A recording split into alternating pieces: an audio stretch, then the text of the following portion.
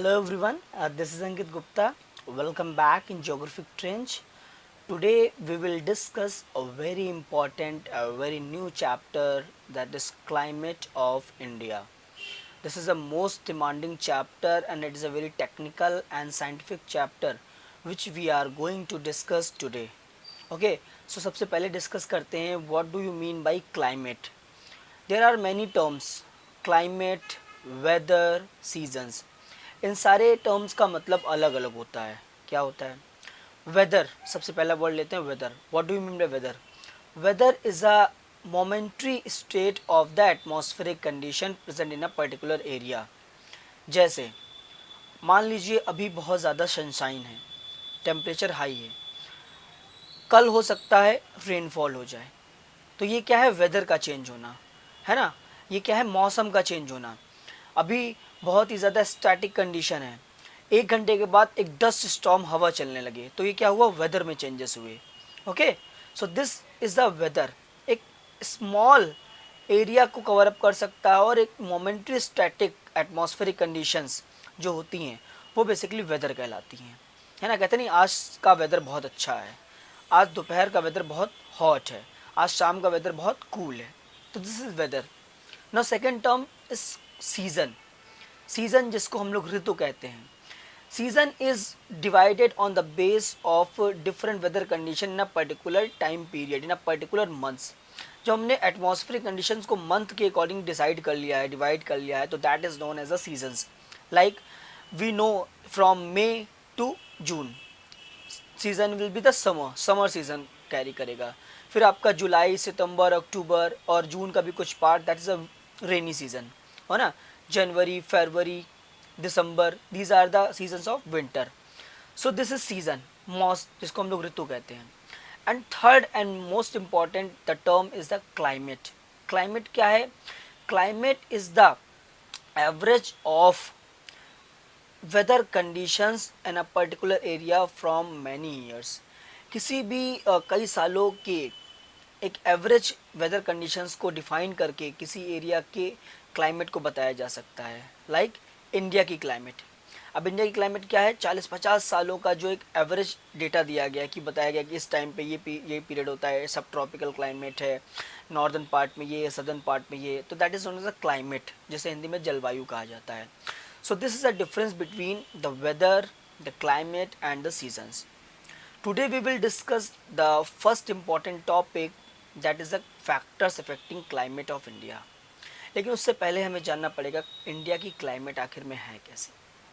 Students, India's climate is a monsoon climate. The monsoon word is taken from the Arabic word mausim, which means seasons. All right. So India की climate बहुत ही ज़्यादा diverse है. Unity in diversity कह सकते हैं.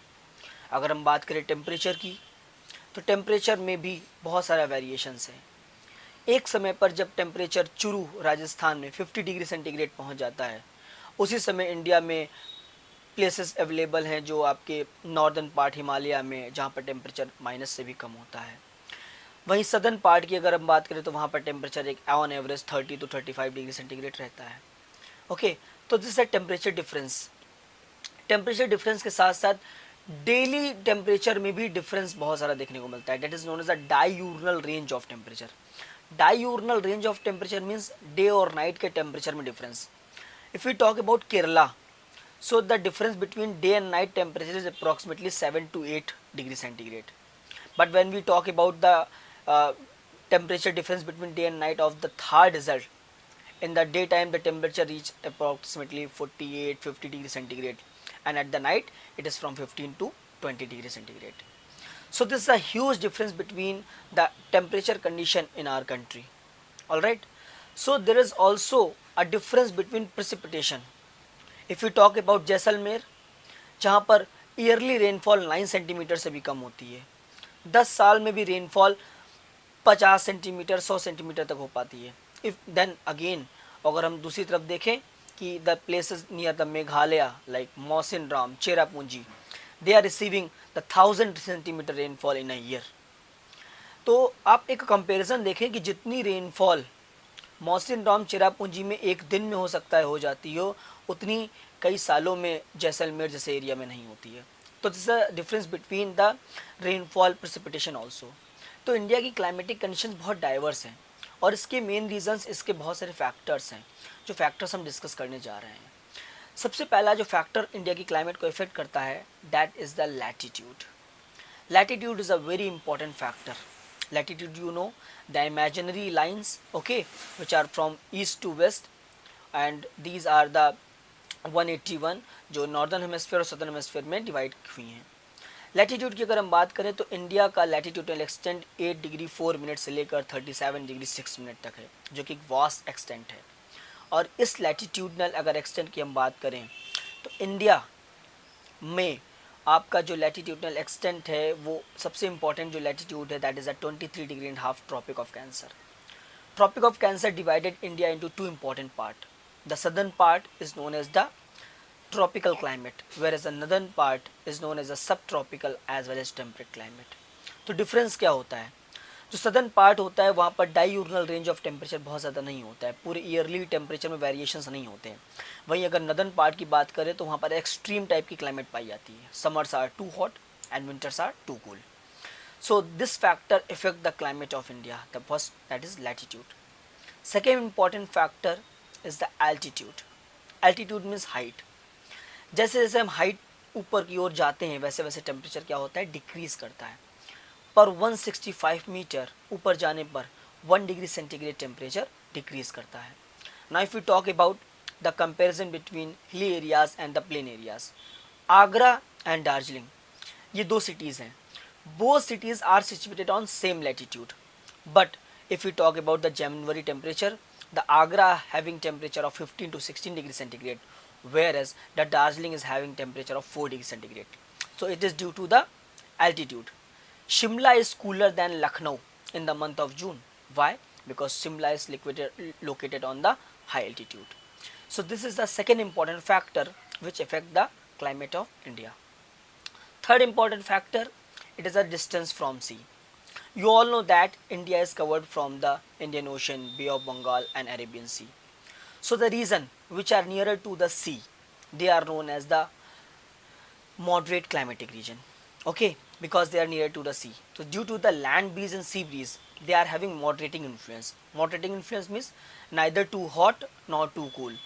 तो through out the year वहाँ पर क्लाइमेटिक कंडीशंस कैसी होती हैं, ना ही बहुत ज़्यादा गर्म होती है ना बहुत ज़्यादा ठंडी होती है। वहाँ समर्स और विंटर्स जैसा कोई सीज़न नहीं होता है, एक मॉडरेटिंग इन्फ्लुएंस रहता है, एक ऑन एवरेज टेम्परेचर रहता है और जिनमें डिफरेंस भी बहुत ज़्यादा नहीं होता है। As well as the diurnal range of temperature is also less. वहाँ पर दिन और रात के टेम्परेचर में रेंज भी बहुत ज़्यादा नहीं होता है। अगर दिन का टेम्परेचर 28 डिग्री सेंटीग्रेड तो नाइट का ज़्यादा 20 डिग्री सेंटीग्रेड पहुँच गया। Whereas if we talk about the region which is far away from sea, like we compare the two city, हम कंपेयर करते हैं दो शहर को, एक कर लेते हैं Mumbai and second is Kanpur. Mumbai throughout the year moderating influence climate experience करता है, ना ही वहाँ बहुत ज़्यादा हॉट होता है ना ही बहुत ज़्यादा cool climate condition. But if you talk about Kanpur, तो कानपुर में टेम्परेचर समर्स में बहुत हॉट होता है, 44 डिग्री सेंटीग्रेड के ऊपर पहुँच जाता है और विंटर्स में 10 डिग्री सेंटीग्रेड से भी नीचे पहुँच जाता है। तो extreme hot and extreme cool temperature conditions पाए जाते हैं कहाँ पर, कानपुर में। और डाईयूरनल रेंज ऑफ टेम्परेचर भी बहुत ज़्यादा होता है, दिन का टेम्परेचर बहुत हॉट और नाइट का temperature cool. So this is the important factor which is distance from sea. Sea से जितनी दूरी रहेगी वैसे वैसे मॉडरेटिंग इन्फ्लुएंस कम होता चला जाएगा। The places which are near to the sea, like Mumbai हो सकता है, गोवा है, आपका आपका क्या नाम है, कोची है, आपका विशाखापट्टनम है, they are having experiencing moderating influence of climate. Fourth important factor which is affecting our country, it is a Himalayan mountain. Himalaya is the very huge mountain range which covers more than 2400 km in the northern part of India. It acts as a barrier. It affects climate in two terms. First, it stops the monsoon winds and brings rainfall in the northern part of India, okay, which is known as the orographic rainfall. Second, it prevents us in the winter season, the Siberian cool winds which are coming, it traps. That's why in the northern part of India it does not freeze in the winter. जो Himalaya mountains है वो Siberia से cool हवाओं को आने से रोकता है इंडिया में, जिससे इंडिया नदर्न पार्ट फ्रीज नहीं होता है। अदरवाइज हिमालय अगर प्रेजेंट ना होता तो इंडिया का नदर्न पार्ट विंटर में फ्रीज हो जाता। और समर सीजन में क्या करता है, जो रेनफॉल सीजन होती है, मानसून जो विंड्स होती है उनको ऑब्स्ट्रक्ट करता है और ओरोग्राफिक रेनफॉल को कराता है इंडिया में। तो it is a four important factor, that is a mountain. Fifth important factor is the relief features. In India, there are many relief features which is affecting the climate of India. The first example is the Western Ghat. Western Ghat, the elevated landform present in the western part of India in the southern region. Okay, the region which are the left in the windward side of Western Ghat, which are receiving more than 200 centimeter rainfall from June to September, whereas the region which is the leeward side of the Western Ghat, they are receiving very less rainfall in the summer season in the from June to September. All right. In the also we can give the example of the Garo Khasi Jaintia hills, which is present on the northeast part of India. The windward side from the southwest monsoon winds are coming. The region like Meghalaya, Mawsynram, Garo Khasi Jaintia receiving more rainfall in compared to the leeward side of the Garo Khasi Jaintia hills. So the relief features also affect the climate of India. And last, the differential heating by land and water. India का जो northern part है वो land से cover है, और southern part में अगर आप देखें तो थ्री साइड से वाटर से कवर्ड है। और वाटर की कैरेक्टरिस्टिक से होती है कि water cools very slowly and get hot very slowly. बहुत जल्दी गर्म नहीं होता है, बहुत धीमे धीमे गर्म होता है और बहुत धीरे धीरे ठंडा होता है, जिसकी वजह से एक प्रेशर क्रिएट होता है। जब अगर हम कंपेयर करें नॉर्दर्न पार्ट और सदर्न पार्ट की, तो नॉर्दर्न पार्ट में जो टेम्परेचर होता है वो आपका लैंड होने की वजह से वहाँ पर बहुत जल्दी हीटिंग हो जाती है।